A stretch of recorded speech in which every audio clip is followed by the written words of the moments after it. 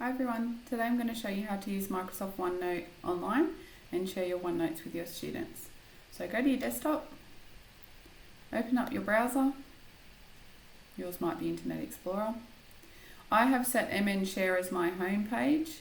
There are two ways you can go to Office 365. You can type in MN Share through that way if that is your home page, or you can just type into Google Office 365 and it should be the first link that comes up. Click on that. It'll ask you to sign in. It should recognise your school email, so that'll pop up, and pop in your password, click sign in. Okay, as Andrew said in the meeting the other day, this is all stuff to make you want to install it, but you don't want to do that. On the left here it says create a class OneNote on notebook. I'd click on that. A really quick way to get there, and then I'd click create a class notebook. Okay, once you're here you type in the name of your class notebook, so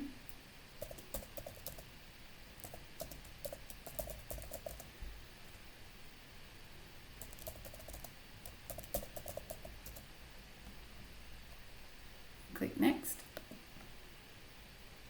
There are 3 spaces that will be created in your class notebook: a collaboration space, a content library, and student notebooks. You can't change this, so you just press next. You might add another teacher to join. Just type in their last name.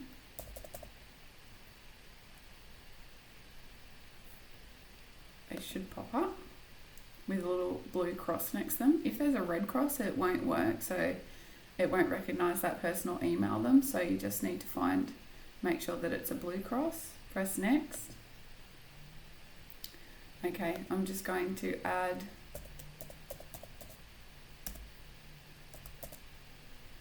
one of my students.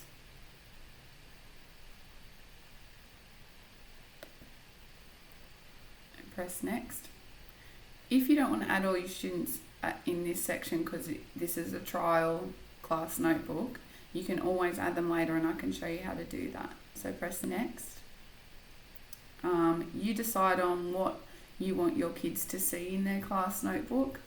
I find some of these things really annoying, so I usually unclick, because you can always edit when your OneNote's open in your OneNote. So I just unclick everything, because later on I'm going to create stuff in there. So next. Close. I have to click one, so probably class notes. Next. Now here's a little preview of what it is going to look like once it's open in your OneNote. So this is the teacher's notebook. You can see collaboration space, content library, and then you will see the students that you have added to your shared OneNote. They will be in a little section tab. And because I only added Laura, there's only one there. But if I want to add more than one, you will see them in a list all the way down. Click on Student Notebook. This is what Laura's notebook looks like. She can see the collaboration space and the content library. She can go into her section for her notebook. She will not see all the other people in the class that you've added. She will just see herself. And class notes, which I added, that every student's going to have that tab in their OneNote. Click create.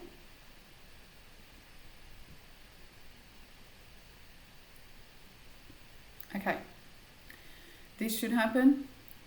This is the link that can give them access to their own notebook and the shared notebook, but they will have received an email with a link in the email, and I can show you how to do that. But what you want to do, just to make sure that everything's okay with your OneNote, click on U10 English Miss Heath.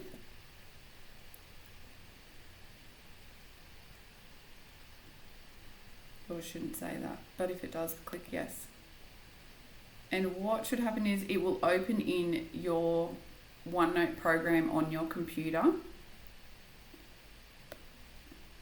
And you can see down the bottom here where my mouse is that's my new OneNote that I've created, and it just takes a little bit of time to talk to the internet.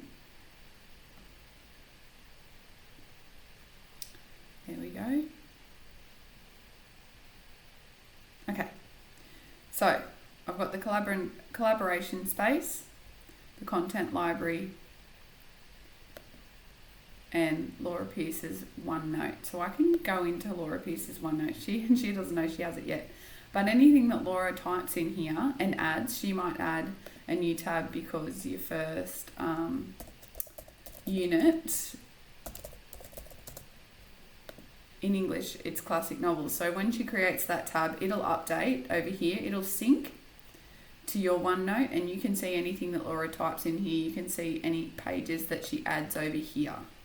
Just to get back out of her OneNote, you can click the green arrow. So that's how you navigate between the three parts of your shared OneNote. The collaboration space is a space where you can create your own pages. Say, for example, in your first lesson, you wanted to do a brainstorm. All the students can see that. They can go into the collaboration space, and anything that they type, say for example, learning about novels,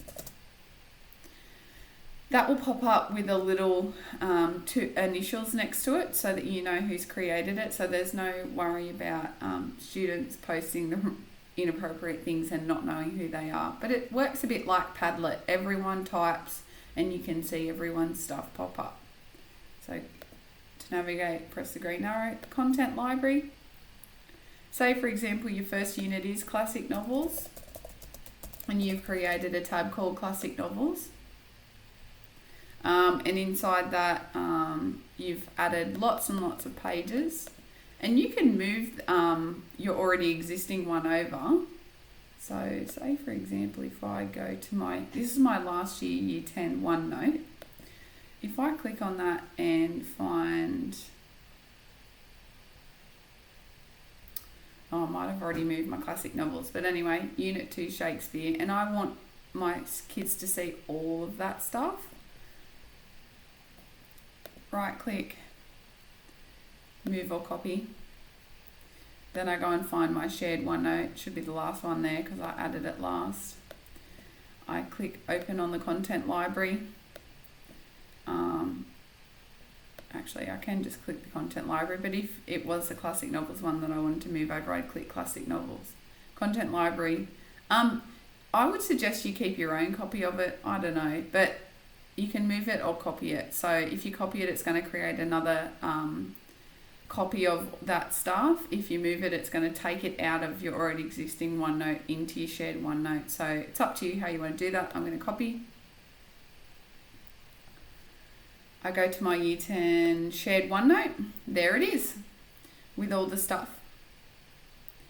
Now, one thing I would suggest, and I'm not sure if other subjects would like to do the same thing, but I like to drip feed my kids with their pages. I don't like to put them all there at the one time because I like to work from the last page that I've uploaded, and they know that that's exactly what we're working from. So that's why I would suggest probably having a master OneNote, which is saved. It's not a shared OneNote, it's just a OneNote you've set up the same as last year. And I'd keep all of my things here, and then you can move and copy specific individual pages at any one time that you'd like them to be in your shared OneNote. I just think it's also great to have 2 copies of anything, just in case one of your shared OneNote decides it's not going to work one day and you need to email the kids your pages. So there we go. That's how you use OneNote online.